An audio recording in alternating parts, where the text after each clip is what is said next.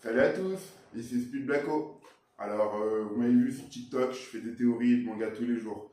Bon, aujourd'hui, je vais vous parler d'une théorie que je viens de créer aussi. Alors, c'est la théorie à propos de Joy Boy.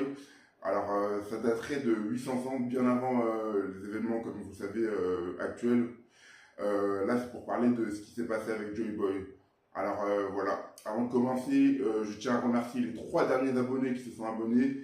Yayams, Pierre Florian et Domi, les 3 derniers abonnés. Merci. Bon, voilà maintenant, aujourd'hui, c'est la théorie avec laquelle j'ai le plus réfléchi dernièrement. C'est par rapport à Joy Boy.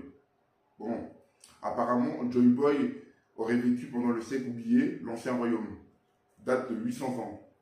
800 ans, c'est à l'époque où l'ancien royaume vivait. euh, et à cette époque, il y avait un dénommé Joy Boy. Apparemment, on dit dans certaines théories TikTok que Joy Boy aurait créé le haki. Ça veut dire que s'il aurait créé le haki, il aurait créé les 3 formes d'haki. Vous me suivez?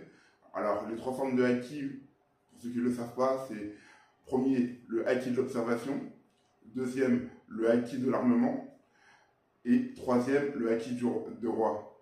C'est-à-dire que le haki des rois, il y a très très peu de pirates qui peuvent l'avoir parce que c'est un haki très très rare à débloquer. C'est-à-dire qu'en fait, c'est un pirate sur 1 million qui maîtrise le haki des rois.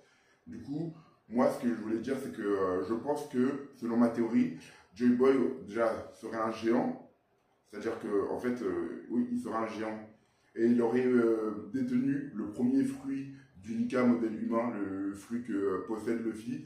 Et à mon avis, c'est une succession de fruits qui a fait que Monkey D. Luffy a pu avoir et bénéficier aussi du Gear 5. Je sais pas si vous me suivez. Mais en fait, Joy Boy, c'est le créateur du Haki. Ça voudrait dire que aussi Imu serait la créatrice plutôt des fruits du démon, ce qui me semble logique, puisque c'est le diable en personne. Et les fruits du démon, dans fruits du démon, on entend démon, comme diable, démon, ça fait partie de la même famille un peu, non? Vous trouvez pas? Ok. Bon, voilà, bref. Voilà, c'est ma théorie à propos de ça. Et je trouve que c'est pas mal d'en parler, parce que, bon, c'est vrai que c'est pas vraiment écrit dans One Piece à propos de Imu et les fruits du démon, mais ça me semble plutôt logique que ce soit elle qui ait créé les fruits du démon.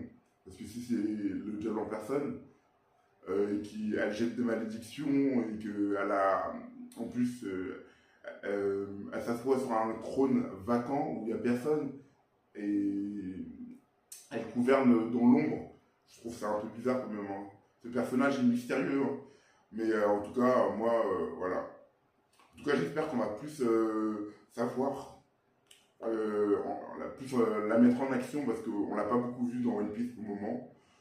À part qu'elle avait attaqué le royaume de Lulusia et qu'elle a fait disparaître même le royaume en un éclair. En un éclair, elle a fait disparaître un royaume. Ok. Moi, je trouve ça incroyable, hein. C'est fascinant quand même de faire disparaître un royaume en un éclair. En tout cas, franchement, c'est chaud, quoi. Et le personnage, on ne sait pas trop, enfin, on ne sait même pas ce qu'elle veut. En tout cas, on sait que elle a des problèmes avec Luffy. En tout cas, elle tient une fiche. Elle a la prime de Luffy dans sa main. Et elle n'arrête pas de se promener avec, je sais pas. Elle fait une obsession sur Luffy actuellement. Mais je pense que ça a un lien avec le fruit de Luffy qui est le fruit qu'il a éveillé. C'est voilà, le fruit du Nika. Du coup, je pense qu'elle doit se poser des questions. Pourquoi ce fruit est réapparu d'un coup et pourquoi Luffy, actuellement, il a pu éveiller son fruit. Déjà, éveiller un fruit, parce qu'on dit toujours que le Zoan a sa propre volonté. Je sais pas si vous le savez.